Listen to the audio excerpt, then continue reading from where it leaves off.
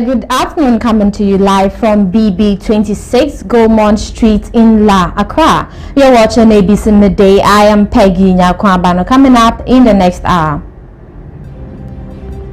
The business community in Accra shares a mixed verdict of President John Mahama's reset agenda after 1 year in office, as President Mahama said has laid a strong foundation. Ministry of Lands and Natural Resources is set to deploy a permanent round-the-table clock task force under the National Anti-Illegal Mining Operations Secretariat to galamsey flashpoints across the country. State from the Ghana Private Road Transport Union rejects calls by the Chamber of Consumers Ghana on commercial transport operators and ride-hailing services to reduce transport fares following what they describe as a significant reduction in fuel prices.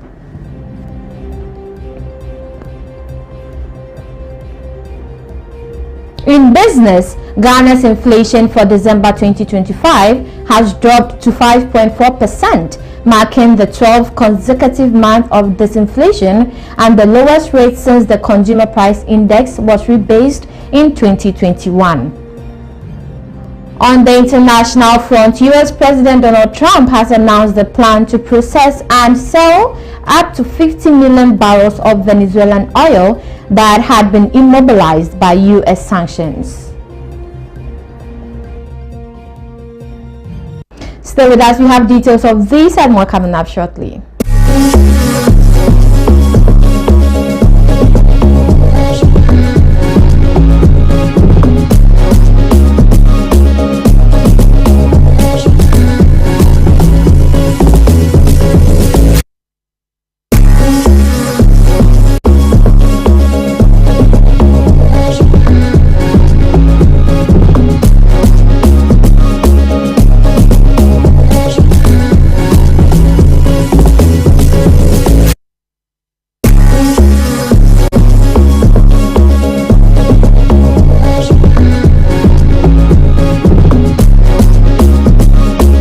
Watching ABC Midday News live on ABC News Ghana Television. We are streaming live on Facebook at ABC News GH_. Now to our stories. 1 year after President John Dramani Mahama returned to office with a promise to reset Ghana's economy, the verdict from the business community is far from unanimous. At major trading hubs such as Makola Market and Abosokai, optimism competes with frustration and hope clashes with harsh economic realities. While the government points to currency stabilization and policy reforms as signs of progress, many traders say the much-touted reset has yet to reflect in their daily sales, purchasing power, or cost of doing businesses. For them, the promises of economic relief remain largely theoretical. Others, however, argue that 1 year is too short a time to undo years of economic decline, insisting that patience is needed for policies to yield results. So after 12 months, the question remains, is Ghana's economy truly being reset, or are ordinary businesses still waiting for change that has yet to arrive? There is more in this package. Dramani Mahama, idebi keke. On the 7th day of January 2025, exactly 1 year ago, President John Dramani Mahama took the presidential oath here at the Independence Square, pledging to lead a renewed Ghana under the reset agenda of the National Democratic Congress. Today also marks exactly 1 year since Ghana swore in its first ever female vice president, Professor Nana Jane Opoku-Agyeman.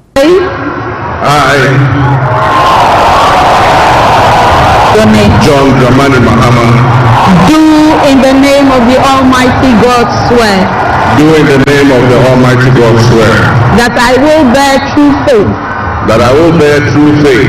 And allegiance. And allegiance. To the Republic of Ghana. To the Republic of Ghana. As by law established. As by law established. That I will uphold. And that I will uphold. I I, Professor Nana Jane Opoku Ajiman, having been elected to the office of Vice President of the Republic of Ghana, do in the name of the Almighty God swear. That I will be faithful. And true. To the Republic of Ghana. On that historic day in 2025, President Mahama indicated that his administration will focus on 4 critical areas. 1. Economic restoration and stabilization of the macroeconomic environment. 2. Improvement of the business and investment environment. 3. Governance and constitutional reforms. And finally, accountability and the fight against corruption, all geared towards the reset agenda. We focus our initial efforts on 4 critical areas. The first is economic restoration and stabilization of the macroeconomic environment. The second is the improvement of the business and investment environment to ensure that Ghana is once again open for business. The third is governance and constitutional reforms. And the final, but not the least, is accountability and the fight against corruption. My brothers and sisters, actions have always spoken louder than words. With that in mind, I have entered into a covenant with you, the good people of Ghana, in which I have enumerated 26 actions that I'll take within my first 120 days. We need a reset with the faith we have in our country and our leadership. We need a reset with the faith we have in our institutions. We need a reset with our faith in our dear nation, Ghana. Whether or not President Mahama has fulfilled his promises lies in the bosom of the very people who gave him the mandate to lead the country. And so we take the story into the heart of our marketplaces to find out from the people their general assessment of President Mahama's 1 year in office. Let's engage some traders in Makola. Domani Mahama, idebi keke. Oma ye nwatoye, okomi ndiye, omwaba, anwaba, afiwe adi na yento kakla na nyami wo hoye. Bibia abesisan. Nti asemo enu nie. Edwane de meka se mema no Mahama me ma na metimi ama no beye 85% cause wa yade. Hwe 1 year animu na 1 year no yedwa ye die ne yenhye den bibia mefa ne se ebebo ye fom biara nyema ye hu na ye mpuntu because of say ska no that is na ba fom nti ne tembia no obia nso nya mpuntu na ne dwadie mu nti mema no be 85%. Ghana ha ne de mi hu yi a yakasa yi a we de eye baneda tembia enye saa ne ka no but mi de mi hu ne se Mahama wa yade esi Mahama de wa yade pa wa bomode aka akra ska obema ska ba Bama skabante bes tabotani yerenya ye pelet se on trans no share su yi pa de yeto yeto ade nya butel bibia be yi bibia be koso Say nyama sisa kakra nti mpai bonkwa na yedi shisha ye nyama. Some traders say President Mahama is doing his best to improve the country's fortunes and deserves commendation, urging the public to remain patient as his policies take effect. Others at Makola markets, however, say business has slowed since the president took office. While sales remain low, they hope conditions will improve as the year progresses. Nyeske ni wo so ne atade na niam mu odin so na de to ne ye afiwe eniama ohon so ska ni won ti ade to ne nye enkoyi Cristiano o ma sika mele kurum na nkofo meta ade ma ye o ma sika mele kurum ska ni kurum ade to ni nkoyi because last year na nneema mu odin so na eto ade pa maye mama ba no market no ayabasa da ma imagine say bia no 1 year na nyemo mu ayedin na emom embre kakra aka wonanim no emu beyeye. Although the city has fluctuated over the past year, the Mahama administration has been credited with initiating reforms that have helped stabilize the currency, offering relief to businesses and households that previously struggled with sharp depreciation and inflation. Yet, despite the city's relative appreciation against the US dollar, some spare parts dealers at Aboseokan say the gains have not translated into better business as demand remains weak. That's a politician for Keke. Yeah, who am I say? If you know, yeah, the answer. Oh, I know about Pie say, a Juma away, no. We number or don't know be. As all could do, but Chini said, or Market Candia. And I got black to me, me who she me who be Bia say, or by a Bia assassin. Oh, yeah, that's all no be the president, though, your friend Obo. Into a cottage who say, and your mamma, yeah, say, no, Nina, no, could you do them a bad year? As a man, you must say, assassin. 1 year, you suye because send your buy the first 3 months, no. Send an enemy mu economy who say business, no, Bible so can now, expect so bet me and make it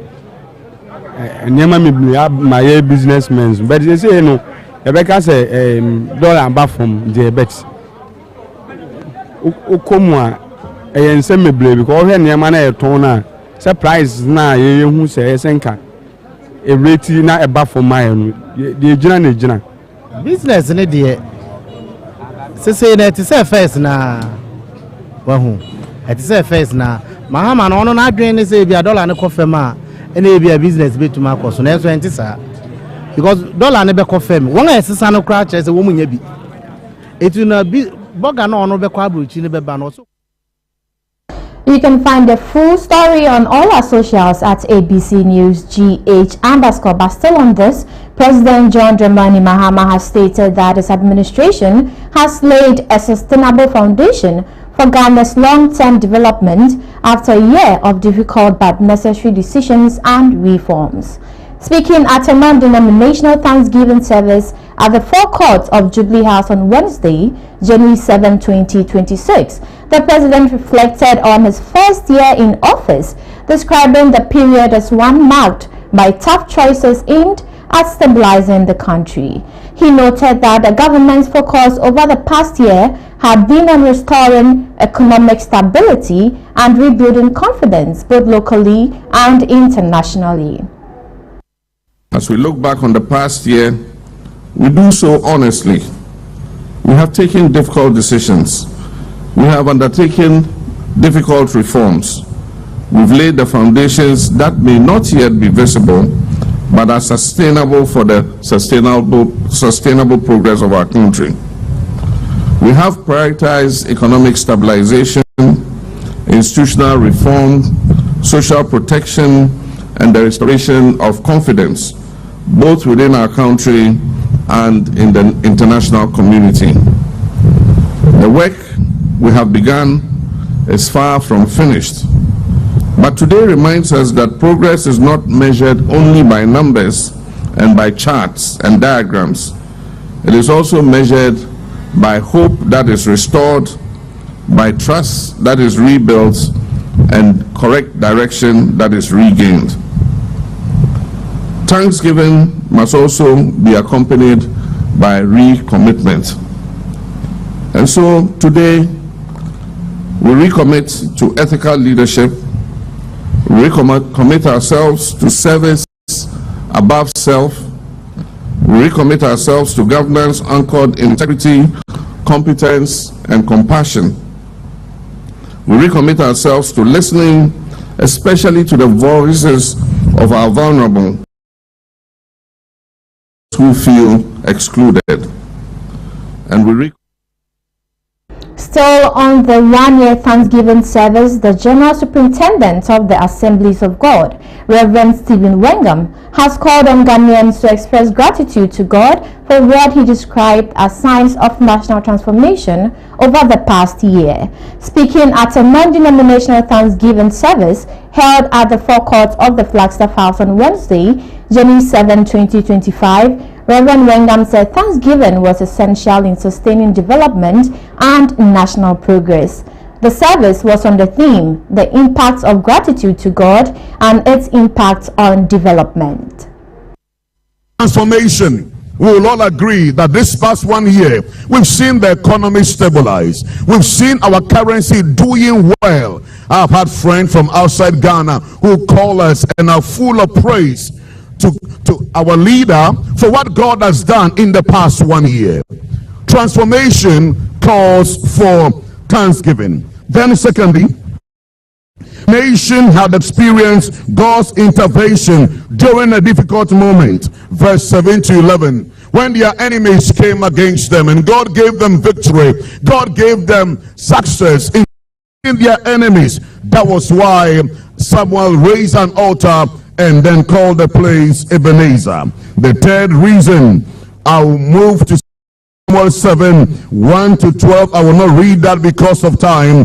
The Bible says that when David, the Bible says that God promised him a great leader, and that on his throne the Messiah will sit. The Bible says he sat on the floor. The whole king of Israel, he dishonored himself. Joining us on the line is anti-corruption campaigner Vitus Azim to have further conversations on the 1 year anniversary of the Mahama government, but especially on corruption. Good afternoon and welcome to ABC Midday News. Hello, sir. Hello, sir. Hello. Good afternoon and welcome to ABC Midday News. Yes, good afternoon. Right. Now, it's been 1 year since the Mahama administration took the seat in government. What is your assessment of their fight against corruption so far? Well, I think that the fight against corruption by the Mahama administration appears to have met some amount of expectations of the Ghanaian public. I say appears to because when you look at the oral work, the fact that he set up this thing just even before he took over office, and they did their work diligently and produced a report that was now handed over to the Attorney General to work on. The Attorney General has done some work on it, brought some people up for prosecution, but we haven't yet seen the actual results. How many people have been successfully prosecuted, jailed, or how much monies have been recovered from people that took monies away? They are still pursuing some people, but that has not yet been successful. Now, when you look at that, you can see that there has been some amount of success, but it's not 100%. Also, we have not yet seen of the administration's own appointees to see how it will go. Whether they will just, there was this thing about the Galamsey, some 2 officials involved in the Galamsey. We haven't seen the results. And see, succeeding in the fight against corruption should not be limited only to those in opposition.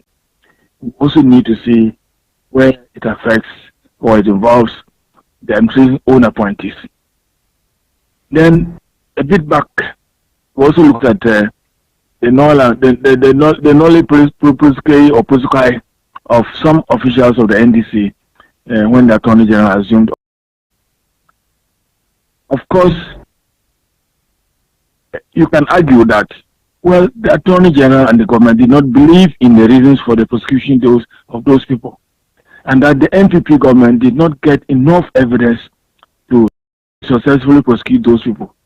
And so it will be a wild goose chase to continue to prosecute them. especially as the former Attorney General is no longer the one going to carry on the prosecution. But it can also be seen as a dent on the image of the government's fight against corruption, especially from the opposition side. You can hear a lot of talks about it. So, from my perspective, this is how you look at the performance. Now, if you look at the promises they made in opposition against the fight, about the fight against corruption and the setting up of an oral committee, does it give hope to the Ghanaian that soon or one day corruption would be eliminated? It gives hope to Ghanaians that someday corruption will be reduced, but not eliminated. You see, corruption is a hydra-headed problem or phenomena. And even in the so-called advanced countries, corruption exists there. It has not been eliminated. So I don't think that we can talk of Ghana being able to eliminate corruption in the near future. You might be able to control it, limit it, but as for eliminating it, it will be a very difficult thing to do. And you eliminate it, limit it by promptly investigating credible allegations of corruption and proceeding to prosecute if the evidence produced is enough for them to proceed to court. And then, of course, successfully prosecuting such cases. Now, you have been in the anti-corruption fight for a while now. Now, public confidence in government is closely tied to perceptions of corruption. Based on the past year, has trust improved or declined? So I didn't get that. All right, now I'm asking that public confidence in the government is closely tied to perceptions of corruption. Based on the past year, has trust improved or declined for this government? Well, we have not since this government took over. I think there has not been any serious assessment of corruption, its performance on corruption. It's just 1 year, and except I think this is Transparency International's report comes out every year, but the report we had to do with 2024, and so it's not enough for you to say. I mean, there's not enough information or data to say that they have succeeded or not succeeded. I think there are a few opinion polls, but there have been some criticisms about those opinion polls. Some accusing the pollsters of being, deliberately trying to favor the government of the day. But let's wait for the independent institutions like Transparency International, Afrobarometer, the African governance indicators to be able to judge using the international assessments. Now, Mr. Azim, if you look at the form of prosecutions that has taken place and the nature it has also taken up in this government, is there confidence in the justice system, or that there will be some sentencing of these officials held, if held accountable or responsible? That's a very difficult question to answer. You see, like I said, so far we have not yet seen any successful prosecutions.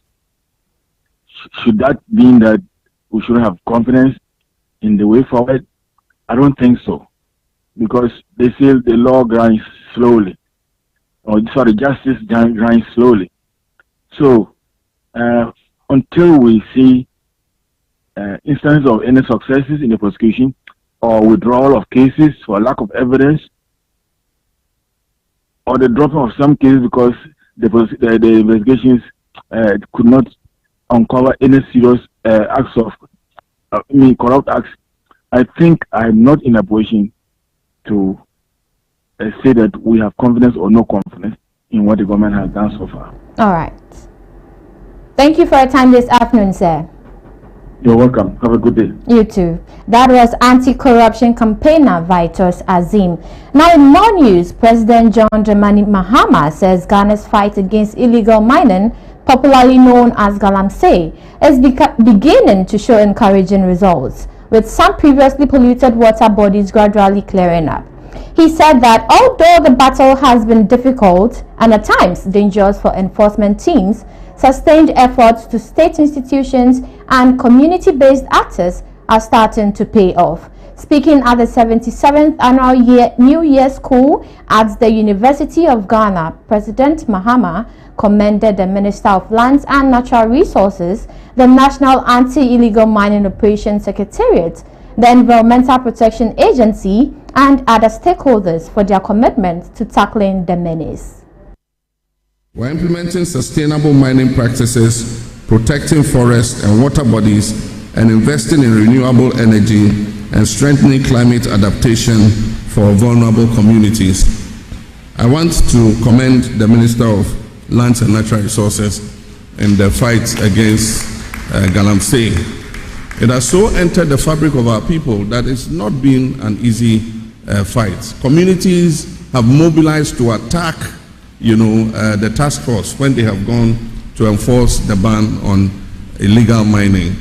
And so I'll encourage the task force, the minister, the Environmental Protection Agency, all of those involved in the fight against illegal mining, please don't give up. There are some positive results beginning to show. Recently, during the Christmas, my house was like the Makola market. Every person who knows the family, friends, business people. Still on Galamsey, Executive Director of Eco-Conscious Citizen Awula Sewa has called on the government to adequately to combat illegal mining across the country. She stressed the need to equip the Forestry Commission with the logistics and personnel required to monitor and protect forest reserves, while empowering the National Anti-Illegal Mining Operations Secretariat to address broader land degradation and enforcement challenges linked to Galamsey activities. Awula Sewa also urged residents of mining communities to actively support anti-Galamsey efforts. A lot more needs to be done. Nobody can say that nothing has been done. That would be unfair. But a lot more needs to be done because of the magnitude of the problem we face. It's like we have about 1,000 fires burning at once. So we really need to have more resources to fight this canker. I believe that one thing that we need to do is to properly equip the Forestry Commission so that they can take care of our forests, our forest reserves, and then NAMOS can take care of the rest of the problem because of the magnitude of the problem. And we need to release more resources, not just, first of all, protective attire and so on and so forth, but also more men so that you have more boots on the ground. And also, one thing that is missing is the genuine involvement of the community. Now, I keep on giving the example of Ashronsu, where the community, which was actively fighting illegal mining, actively protecting their Ashronsu stream, the only source of drinking water in the community from the irresponsible mining, they are facing. Still on Galamsey, the Ministry of Lands and Natural Resources is set to deploy a permanent round-the-clock task force under the National Anti-Illegal Mining Operations Secretariat to Galamsey flashpoints across the country. Media Relations Officer of the Ministry, Pakwisi Shandoff, disclosed this on ABC in the morning, noting that the government will triple its efforts in the fight against Galamsey in 2026 as compared to what it did in 2025. If you look at the quantum of work that has to be done, and if you examine the load that is currently upon us, clearly you would see that the battle is far from over. Like we've always been saying, now we have a total of about 5,500 hectares of land that have been completely decimated and lost to illegal mining. This is in addition to the countless water bodies that have lost their taste and their pristine color. So yes, there are marginal improvements at some places. There are improved stability levels at a number of noticeable places, but that, like I said earlier, is far from over. And so though within the first year, we could say that we've made some relevant across the operations of NIMOS and the routines of the Blue Water Guards, we are not complacent at all. Rest laurels, because there is much more to be done.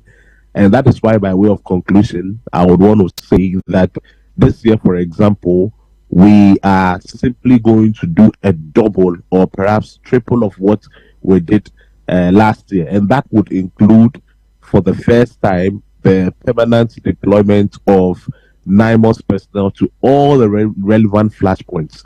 Today is Wednesday. Just this Monday, I was privileged to be part of a conversation, sat in a meeting at NIMOS, a planning meeting that of NIMOS's routine. Meanwhile, Media Relations Officer at the Ministry of Lands and Natural Resources, Pakwesi Shandov, says the Lands Minister, Emmanuel Amakofi-Boa, will not compromise his zero-tolerance stance toward any member of the political class involved in illegal mining. Speaking on ABC in the morning, Mr. Shandov disclosed that the minister's firm position has triggered resistance from some quarters, including calls for his removal. However, he stressed that the ministry remains resolute, insisting that safeguarding Ghana's natural resources for present and future generations must take precedence over political interests. There are a lot of people who are beneficiaries of this environmental terrorism who currently are hoping that the sector minister is no longer at post. That is a reality.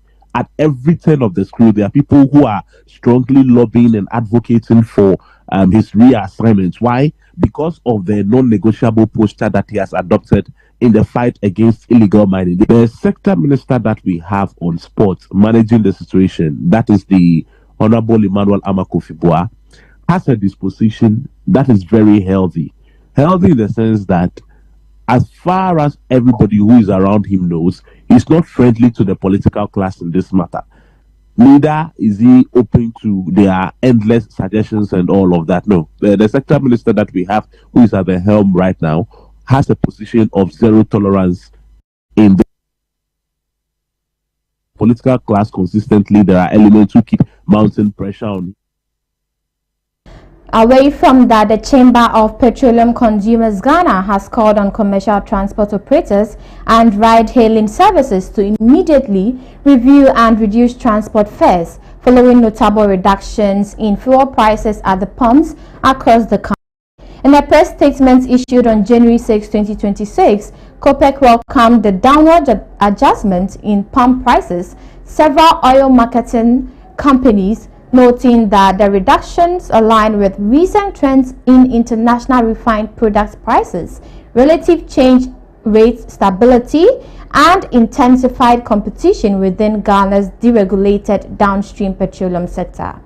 According to COPEC's analysis, petrol is currently selling at 10.56 Ghana cedis per litre at Star Oil, 10.99 Ghana cedis at Gold, and 11.68 Ghana cedis at Total Energies, reflecting a price difference of up to 10.6% across the market. PEG said these reductions are essential to alleviating financial pressures on households, transport operators, and businesses. While commending OMCs that have already adjusted their prices, the chamber urged those yet to do so to act without delay. Crucially, COPEC stressed that transport operators must not delay in passing on the benefits of lower fuel prices to commuters, insisting that commuters must benefit from the current price relief.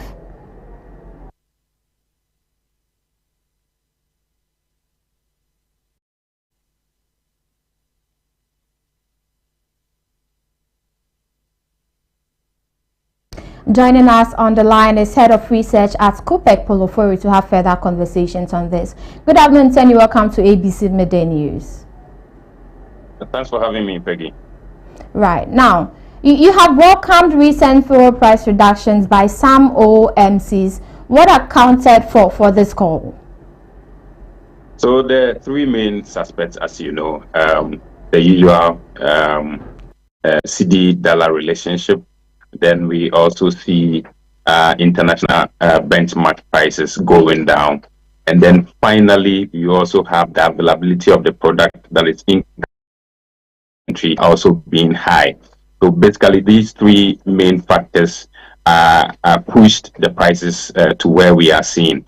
If you have to go into them proper, you see that the CD appreciated by some 40% throughout 2025, and that appreciation largely has contributed immensely to the reduction in prices at the pumps. Again, we also see that on the international front, prices did not, surge negatively. We saw rather a declining in terms of prices on the international level. And then when you come in country, we see that BDCs have imported so much of the product into the country. And virtue of the competition that we started having since 2015, by the introduction of the deregulation policy, it has also led to these oil marketing companies competing healthily amongst themselves, just so they can attract as many customers as possible to their facilities. And that is why we are seeing what we are seeing at the pumps, Peggy. Are calling or urging commercial transport operators and ride-hailing platforms to reduce or review their fares based on these projections and the fall. What mechanisms exist to ensure these operators pass on fuel price reductions to consumers? Okay, so throughout the year, again, we are looking at 2025 under review. We see that in terms of reductions, we had about 12 consecutive reductions, okay, throughout the year. That's about 7 months. If you are to add this window, that is the 2026 first window of January to the reduction, that's about 13. And in all of that, these transport unions and transport operators were able to just give us one reduction, and that was somewhere in the month of May. Apart from that, we did not see any form of reduction. Rather, we saw drivers increasing fares, at their own whims and caprices. That, I'm afraid, cannot be the order of the day. Where you have reductions translating into about 13, the consumer at the end of the day ought to enjoy some level of relief. And so it is not enough for these transport unions and operators to come and say that they have not seen any form of reduction from the spare parts operators or spare parts owners, and also the lubricant marketers. Therefore, they are standing by the fact that even though we have seen reductions in fuel prices, that alone cannot account for a reduction in transport fares. I'm afraid that reason is not rooted in law. Okay. And so we are urging these transport operators and unions to reconsider that decision. All right. So that by the end of the week, we see some level of relief to commuters and to consumers at large when they go to use their services. All right. Paul, please be on the line for me. Joining us also is Public Relations Officer for the Ghana Private Road Transport Union, Abbas Ibrahim Moro, to have conversations on this. Good afternoon, and welcome to ABC Midday News. Afternoon, and you are welcome. Which of my brothers is that? The one who just spoke. He's the head of research at COPEC. Oh, it's just unfortunate. Look at the way he speaks with some authority, as if we've done the nation some wrong. It shouldn't come up that again. My sister, we are the first people to condemn anything which is not good. If something is not good, we have to come out and condemn it. You'll be hearing most often, most of our driving colleagues come up with claims of increasing lorry fares. You normally come up and say no because of this and that and that. No. It is not, he said something, should correct it. It's not all drivers who were charging exorbitantly. Some, not all drivers. So it shouldn't tag as that we were charging exorbitantly. No, that is also wrong. Now, my sister, we run transport not only with fuel, and you should know that. the last lorry fare issue we came up with, yes, it was in May, and we came up with a reduction of 15%. Surprisingly, this was something the media, most of the media men and women came up and praised us for doing that. Then we just turn around. Yes, Mr. prices have, yeah. Are you saying that the recent reduction in fuel prices is not enough for you to reduce transport fares? I haven't said that, but I'm referring to what we did. To your surprise, that was what I was saying. I never said that because we have decreased lorry fares, we are no longer going to do this. All right. I never said that. So then I'm saying is, we don't run transport with only fuel. You see, but the reduction of 15% lorry fares that we came up with, yes, fuel was reduced as huge as 18%. Why not? But we did that with some commitments. One of the commitments was we spoke to the spare parts dealers. They agreed we should give them some time, and they will also join us in making Ghana to smile once again, of which we did. I'm right now in about, I think, 10-15 minutes ago now. I was at a servicing shop. I changed my oil filters, and the prices, the value was the same. The oil that I changed, I buy 5 liters at 600. Before even that May reduction, it is still the same 600. But the dollar has been reduced. We know these are things that comes with the dollar. Why are they not reducing it? And what are they doing? Those in charge of these things, what are they doing about it? OPEC, yes, you are supposed to be telling us why oil and other lubricant prices have not been reduced. Why are they not talking about that? You see, at times there are certain things one does, and if you do good, you regret doing that good. It is not fine. Give us we'll study our grievances that we have. We'll study whatever issue we have in running transport.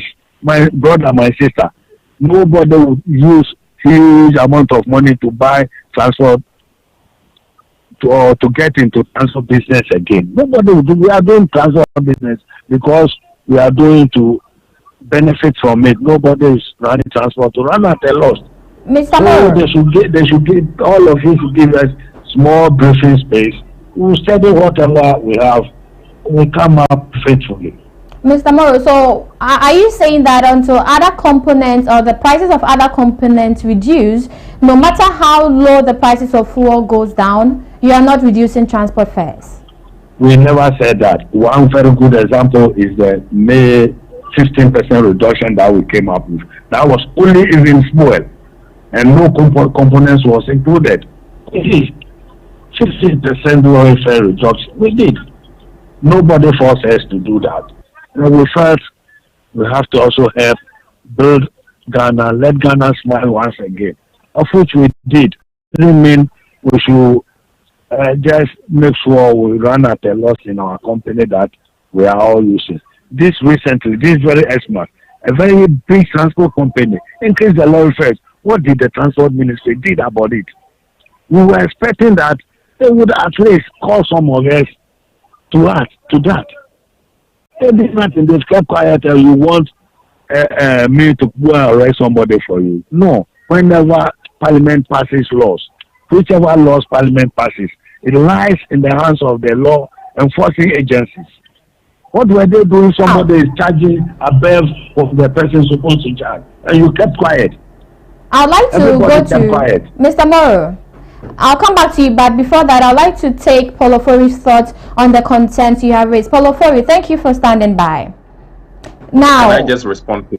All right. Okay, so I listened to my brother at the other side. He knows very well we work together. We work hand in hand. He is very much in the know as far as our operations are concerned and DS are concerned. Now, if you come back and tell me I'm speaking with some form of authority, then it means I know exactly what I'm saying. I'm just speaking to the data. The data shows that throughout the year we had 12 reductions, out of which you give us one in terms of the May 15% reduction, which was fair, which was okay. But if subsequently we have had reductions which are significant, then I don't see why it has become almost impossible for them to take a second look at their review regime or their pricing regime.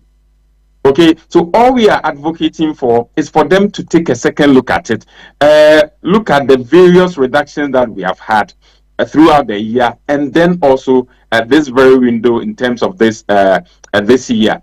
Okay, bring them together cumulatively. Let us see the percentage. We know our percentage, and so we are just asking that they take a second look at it. Sit with the transport ministry. If you invite us, fair enough, we will come. We will judge. Or at the end of the day, the consumer's right must be protected. So I'm happy that he brought up the issue of the 15%. Let him ask how many of his members were able to justifiably go by the 15% reduction. It was just a handful of his people who were able to, reduce the fares. If you go into the hinterlands, most of them did not reduce, as a matter of fact. And he is very much aware. And it just cuts across, almost all these unions. And so whenever we come up with some of these statements, he must understand that it's supposed to be a win-win situation and not just one-sided. So we are not fighting them, no. All we want is that at the end of the day, the rights of the consumer must be protected. You as a stakeholder must also enjoy your rights in that order. That is all we are advocating for. You cannot have 12 consecutive reductions and expect us to keep quiet. No, we will always come in and advance the rights of our consumers and make sure they are protected in that line. All right. Thank you for your time this afternoon, sir. Now, thank you for having me. Welcome. Abbas Moro, with all these, are you going to meet to consider reducing? No. Allow me to talk to respond to that of my brother. Hello. Yes, go ahead. Hello. Please, kindly allow me to respond to that of my brother. Briefly, please. Okay. You see, I thought he was going to push me, but he never pushed me. All that I want him to know is that it is not only fuel that we use to run transport. And as we've been saying, I was even thinking in the first places that yes, at times some of our people will come back with increment. Then we also say, oh, no, because of this and that, we are not here to do that. But here in the case, if care is not taken, we will be looking for public transport, never get where we are getting to. So we have to be very careful the way we go about our things. In any case, we will sit our management, our leadership will meet, and whatever decision. But whenever we decide.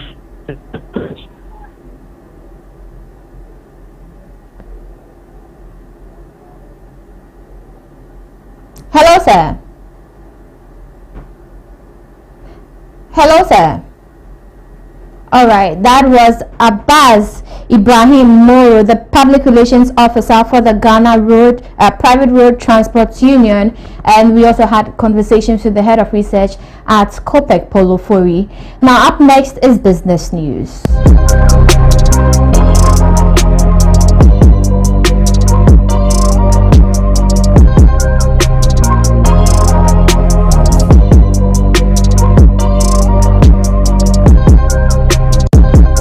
In the world of business, Ghana's inflation continued its steady decline in December 2025, falling to 5.4% year-on-year, marking the 12th consecutive month of disinflation and the lowest rate since the consumer price was rebased in 2021, according to the Ghana Statistical Service. Presenting the latest inflation figure, government statistician Dr. Al-Hassan Idrisu said the CPI for December 2025 stood at 261.7, up from 240.8 in December 2024, translating into a significant moderation in price pressures over the year.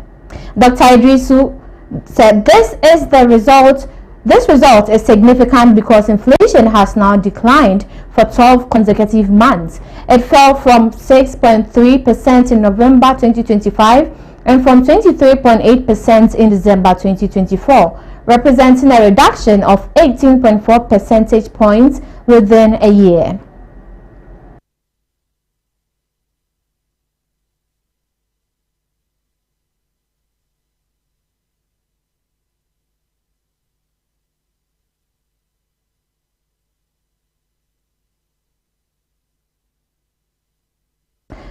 That's all for business news. Up next is sports with James Ohenba-Makion.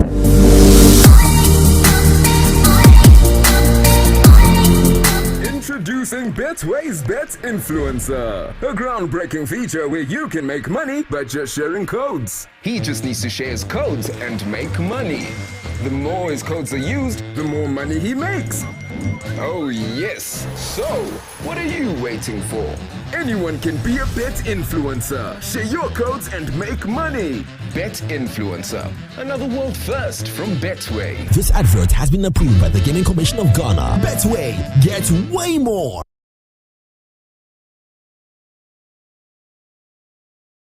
Imagine a sport without rules, a game without passion, an arena without chance. What drives the champions? What fuels the rivalry? What separates the winners from the rest in the world of sports? Eugene Soti, your chief data guy on the Talking Point.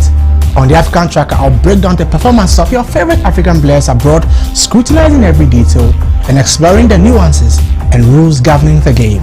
Meet us in your area for Area Take as we plug into sports perspective and hear your thoughts on every play of the game. I'm James Makion, your go-to expert for everything local. I'll review the fixtures from the locker room to the pitch and from the management to the fans. I've got you covered. Oh la la! Don't miss out on the double excitement. It's a fun pack, pulsating and complete wrap of everything in sports, from boxing to football, tennis, NBA and more. Sports World on ABC as every Wednesday from 7 to 8 p.m. Sports World on ABC. Sports beyond borders.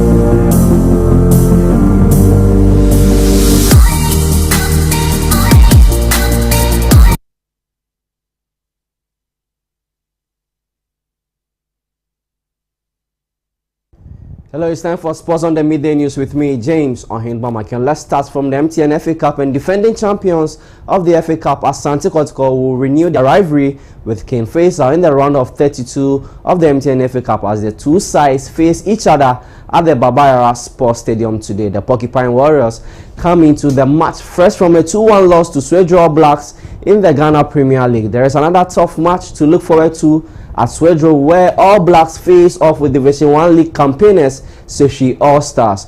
Two-time winner Midiama Sporting Club will welcome BBN Gold Stars to the TNA Park, while Heart of Lions take on Nagod FC as Tamale City clash with Karela United at the Aliu Mahama Sports Stadium. Winners of these matches will progress to the round of 16 of the MTN FA Cup.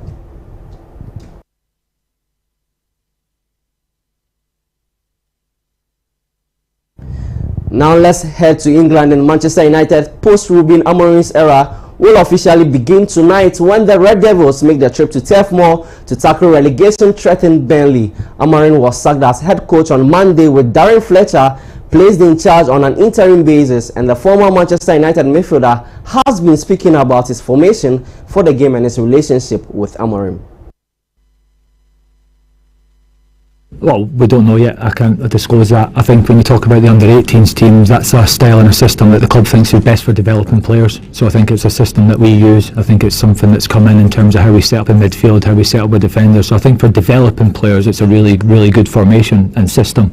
And at under-18s, it's about development.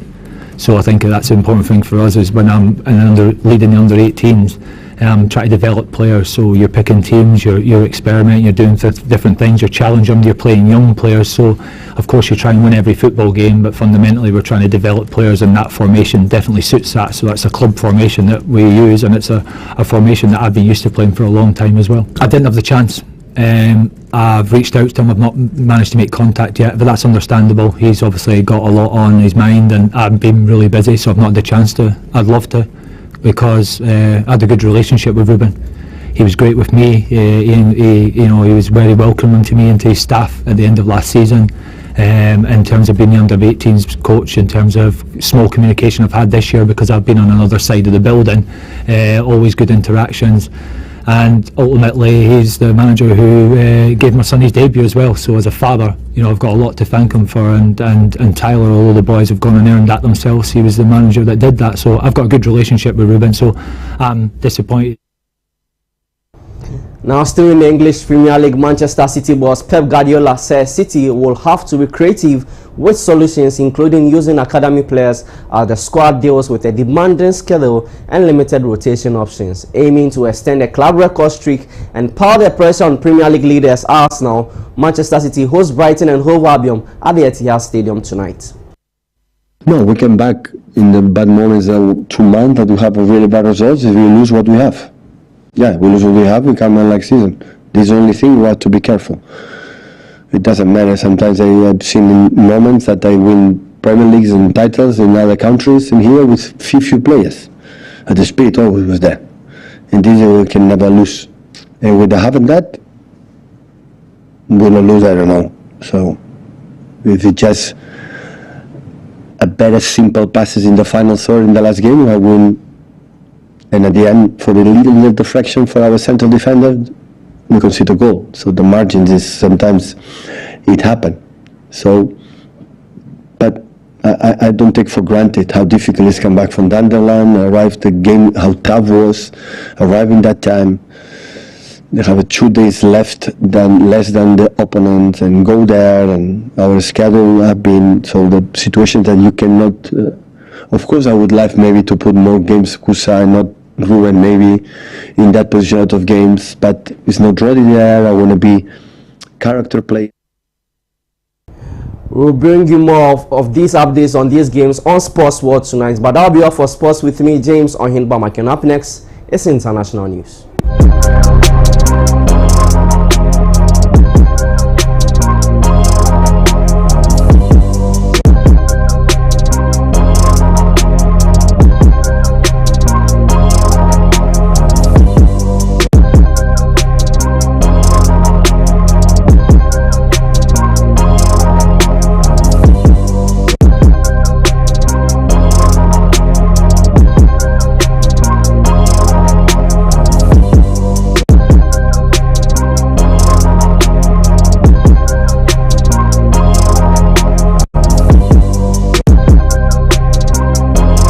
On the international front, the White House says U.S. President Donald Trump is again weighing ways for the United States to acquire Greenland, including the possible use of military force, arguing that control of the Arctic territory is vital to U.S. national security and to counter Russia and China. While officials stress that diplomacy and deal-making are Trump's preferred approach, they acknowledge that military action remains available to the president. Greenland and Denmark have firmly rejected any idea of Ireland becoming part of the United States, with European leaders and Canada backing Greenland's right to self-determination. Critics warned that a forced takeover would severely damage NATO unity and relations with Europe.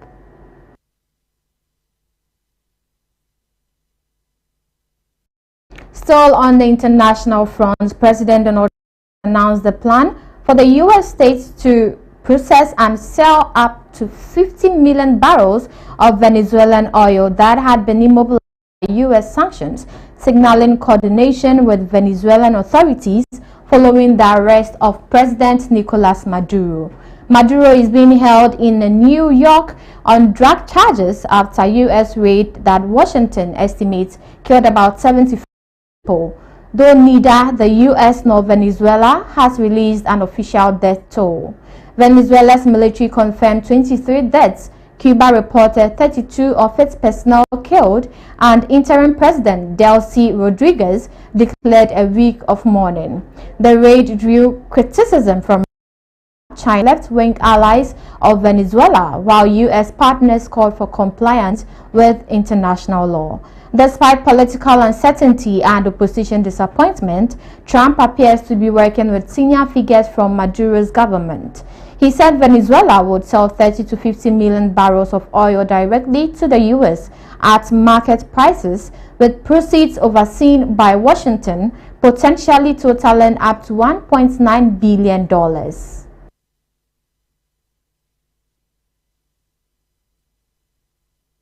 That's all for international news. Up next is entertainment news.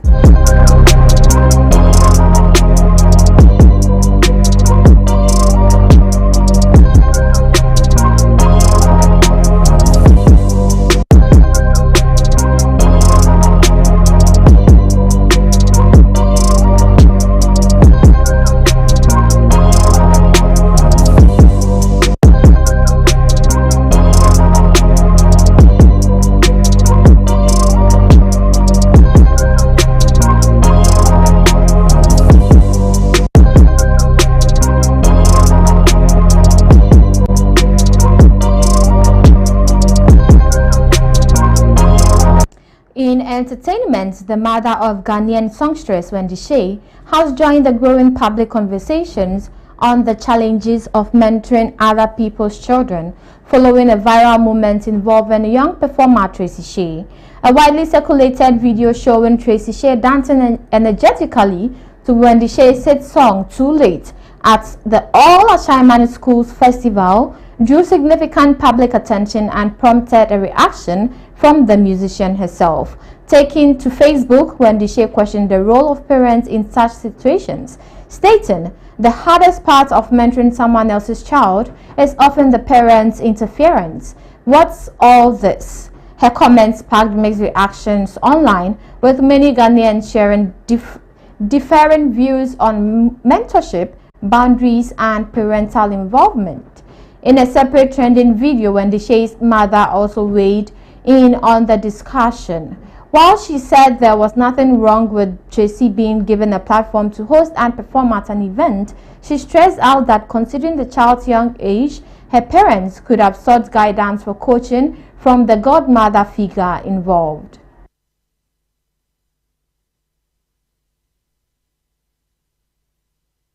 That is all for entertainment news, and that is how we wrap up ABC Midday here on ABC News Ghana Television. We stream live on Facebook at ABC News GH _ for more news. Log on to our website at www.abcnewsgh.com.